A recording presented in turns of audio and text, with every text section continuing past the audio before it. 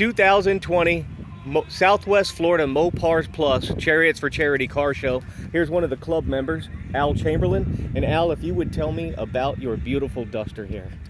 Well, it's a 1972 Duster that was pulled out of a junkyard up in New Jersey. Cool. I spent 4 months doing nothing but body work to straighten it out. The restoration is actually 10 years old. It was a 340. It's now been bored and stroked to 422 cubic inch. Wow. Has a large roller cam in it. It's over 600 lift.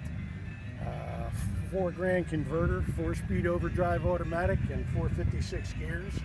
Wow.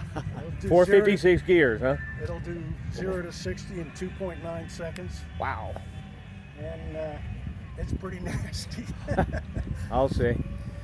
And you recently did an engine rebuild on this. Yeah, the engine is fresh. It only has a couple hundred miles on it, and it's well over 550 horse. Outstanding. In fact, it was so violent when I first finished it that the back end would lift so hard that it would actually pull the back wheels off the ground. We'd hit the end of the shocks and lift them up, so I had to put a link system on it to keep it on the ground. Oh, so there's a new link system on this car, huh? Yeah, it can be seen from here. Let me just, oh yeah, there it is. Yep. So that got you settled down in the rear end to where you can hook up now, huh? Yeah. Okay, very good. And this is originally a white with black interior, right? Yeah. Excellent. And do you do any racing or? I've done some racing with the other motor, and it ran high 11s. I'm hoping this one will get into the 10s. Excellent.